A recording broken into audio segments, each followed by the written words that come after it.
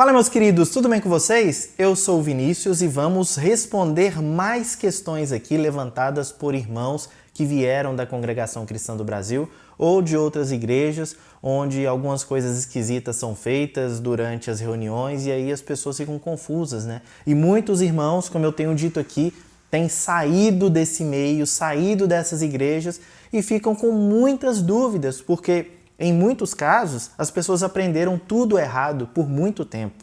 Então, vamos tirar algumas dúvidas dessas pessoas aqui. Você também pode deixar sua dúvida nos comentários. Eu pego as dúvidas dos comentários dos vídeos e gravo vídeos respondendo essas dúvidas. Vamos responder algumas delas aqui. Bora! O Adriano pergunta aqui, ó. Na CCB, eles falam que a letra mata e o espírito vivifica. Eles entendem que a letra mata é porque não pode estudar as escrituras. Então, eles entendem que tem que esperar uma revelação direta de Deus. Estudo para eles é conhecimento humano, então eles ficam com aquelas revelações que vêm da cabeça deles. Então, Vinícius, explica para nós o que significa a letra mata e o espírito vivifica. Saber isso aqui é muito importante. Para isso, a melhor forma de responder uma dúvida sobre um texto bíblico é ler o texto bíblico, né? Segunda carta de Paulo aos Coríntios, capítulo 3. O versículo que diz isso é o versículo 6. Uma dica que eu já dou aqui agora para os irmãos que estão começando nessa peleja, porque é uma peleja, estudar a Bíblia é investimento de tempo, né? Gasta um tempinho orando, estudando. Uma coisa que eu já dou uma dica para vocês aqui é leia o texto que você está em dúvida em várias versões, se você puder. Hoje está muito tranquilo, você instala um aplicativo de Bíblia no seu celular, muitos deles têm várias versões. Se você puder, faça esse exercício. Pintou uma dúvida ali, um versículo estranho, leia ele em outra versão. Ainda está estranho? Leia ele na terceira versão, na quarta versão. Leia o contexto do versículo, que aí é o fundamental. O contexto é rei, o contexto é fundamental. O irmão Adriano coloca essa pergunta aqui, que ela pode ser respondida, e é isso que as pessoas da congregação cristã, os líderes, não percebem e por isso ensinam errado. Essa questão do que é a letra, do que é o espírito, porque um mata, o outro vivifica, essa questão está respondida nos versículos seguintes. Vou ler aqui na Nova Versão Transformadora. O versículo 6. Ele nos capacitou para sermos ministros da nova aliança. Deus nos capacitou para isso. Cristo nos capacitou para isso. Não da lei escrita, mas do Espírito. Então aqui a gente já vê que Paulo está falando de uma lei escrita. Uma lei que foi dada anteriormente. Um sistema que funcionava anteriormente. Ele está opondo isso ao Espírito. A lei escrita termina em morte. Que tem versões que já dizem, né? Porque a letra mata, mas o Espírito vivifica. Olha como a NVT já traz. A lei escrita, ela já trocou a expressão letra por a lei escrita, porque é exatamente isso que Paulo está dizendo. Quando Paulo fala que a letra mata, ele não está falando do estudo bíblico, do estudo teológico.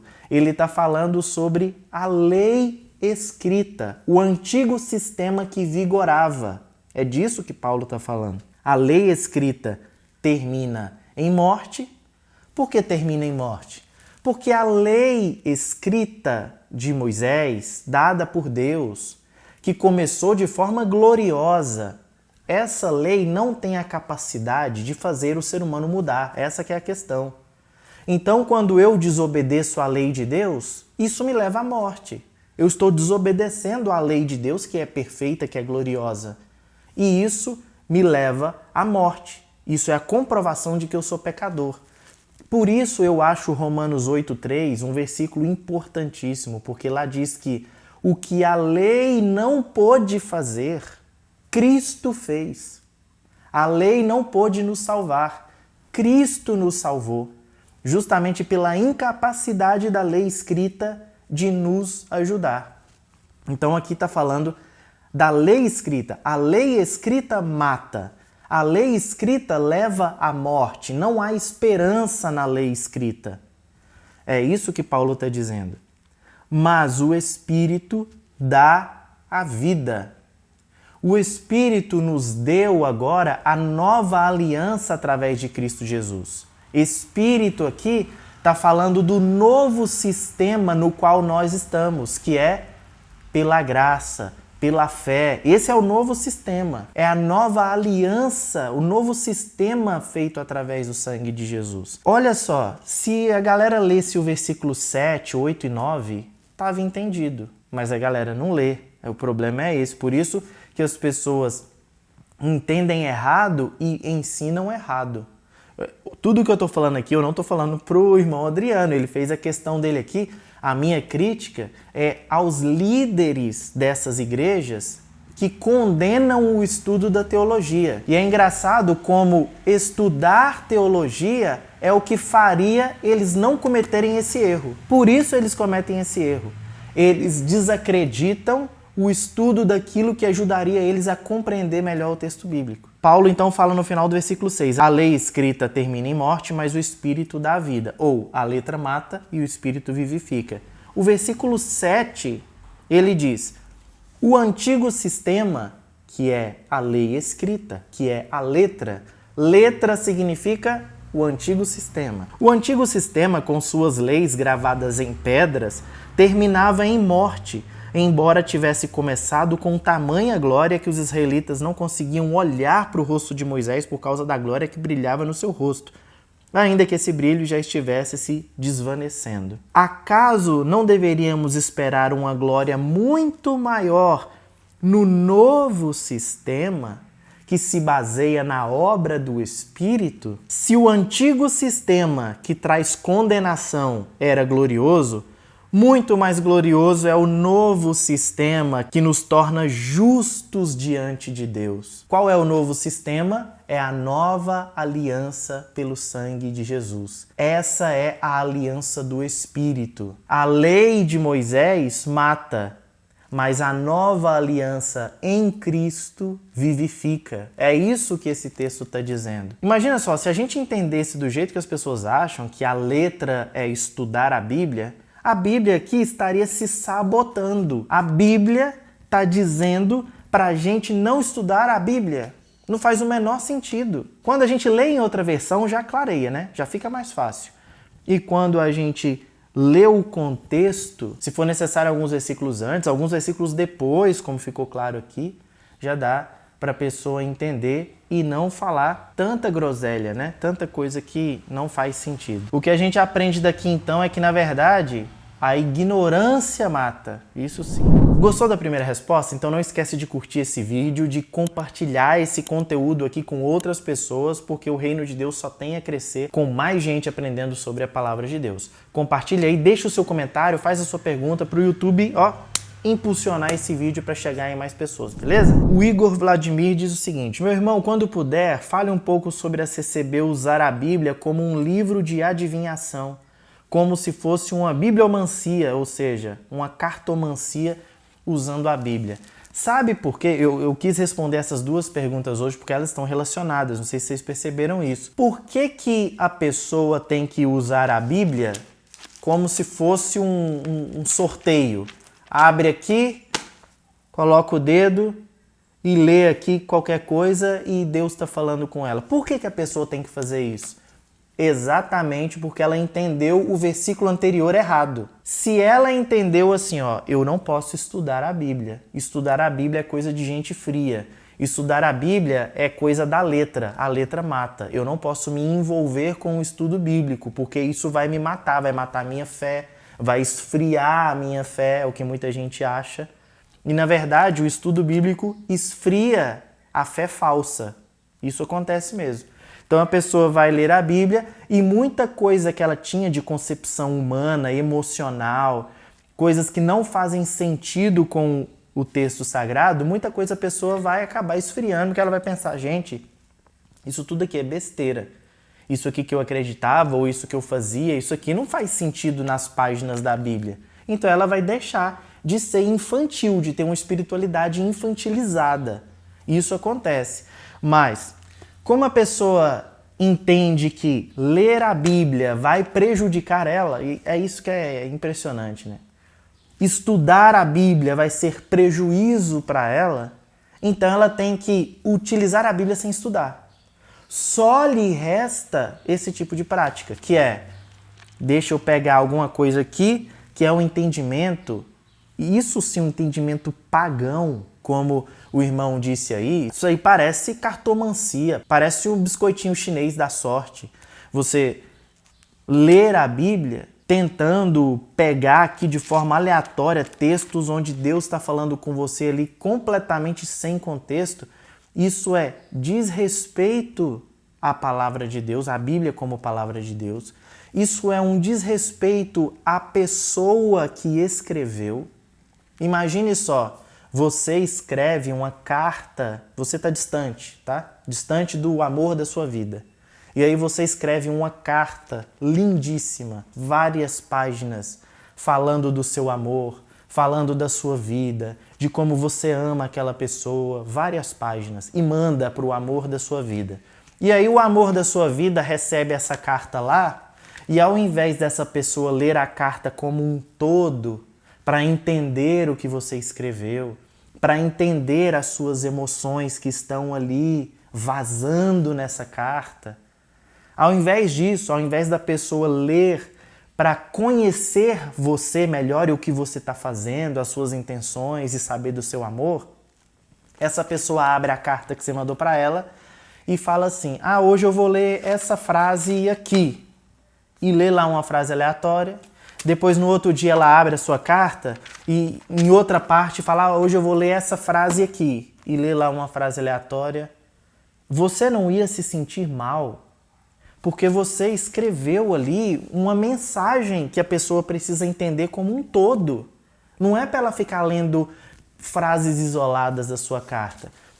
Quando a gente faz isso com a Bíblia, a gente está fazendo isso com os autores bíblicos. Os caras escreveram um documento com início, meio e fim. Existe uma mensagem, existe um público-alvo, existe uma teologia por trás do que ele está escrevendo, um ensinamento por trás daquilo. Deus está falando nas páginas da Bíblia. Mas nós deixamos isso de lado e vamos para um sorteio espiritual, onde a gente abre a Bíblia, coloca o dedo em qualquer versículo, lê qualquer coisa. Isso é um desrespeito completo com a Bíblia enquanto palavra de Deus e com os autores bíblicos que não escreveram para as pessoas fazerem isso. Imagina só Paulo escrevendo as cartas, carta aos Coríntios. A igreja de Corinto recebe a carta de Paulo e começa, ao invés do pastor da igreja ler a carta para toda a igreja, que era o que se fazia comumente, o cara pegava lá qualquer trecho da carta, hoje eu vou ler esse trecho aqui. Não faz sentido. A mensagem que Paulo tinha para a igreja não seria entregue, porque o cara ia ler de forma aleatória, qualquer dia ele lia qualquer coisa. Então, fazer isso é justamente uma consequência da falta do estudo bíblico. Quando a gente estuda a Bíblia sistematicamente, quer dizer, existe um sistema para estudar, existe um começo, meio e fim, existe um modo. Assim como eu leio uma carta, eu preciso começar a ler a carta do começo, eu não posso começar a ler a carta do fim. E quando você lê o texto bíblico, você precisa entender em que contexto está essa determinada frase. Nós temos o exemplo clássico do eu tudo posso naquele que me fortalece. Paulo diz isso aos Filipenses e as pessoas acham que essa frase é tipo uma frase mágica, né? Ela profere, ela repete essa frase, esse versículo, e aí tudo vai acontecer de bom na vida dela. Sendo que o contexto mostra esse eu tudo posso é a finalização da ideia de Paulo, onde ele já tinha dito que ele poderia passar por toda e qualquer situação, inclusive fome, situações difíceis.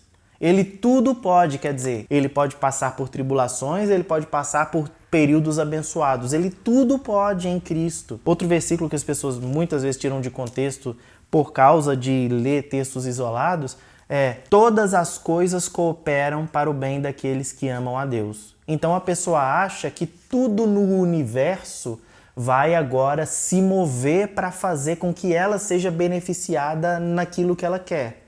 Porque todas as coisas cooperam para o meu bem. Então, tudo na vida, como se houvesse uma lei da atração, tudo na vida vai começar a dar certo porque eu estou em Jesus, agora tudo vai dar certo para mim. Não é isso que o texto está dizendo. Lá diz que todas as coisas cooperam para o bem daqueles que amam a Deus, e nos versículos seguintes, esse bem é dito como nós sermos feitos à imagem de Jesus. Então o versículo está dizendo que todas as coisas, Deus utiliza de todas as coisas para o nosso bem. Qual é o nosso bem? Nós sermos feitos à imagem de Cristo. Deus vai utilizar provas, Ele vai utilizar tribulações, Ele vai permitir que nós passemos por tentações, Ele vai permitir que um irmão inconveniente se aproxime de você, Ele vai permitir que situações aconteçam para tornar você mais parecido com Cristo. E não você mais rico, e não você conquistando todos os seus sonhos. O bem que Deus quer para nós é que sejamos mais parecidos com o Filho dele. Esse é o bem. Então, essas coisas acontecem porque as pessoas leem fora de contexto. E esse é o grande erro, né? Esse é o grande perigo. Então é isso. Hoje eu quis responder só essas duas perguntas para ir mais fundo nelas, para falar um pouco mais sobre cada uma delas. Eu espero que vocês tenham gostado. Não esqueçam de compartilhar esse conteúdo, de comentar aqui o que vocês estão achando dos vídeos. Isso ajuda muito. O YouTube fica de olho para ver que vídeo está chamando a atenção.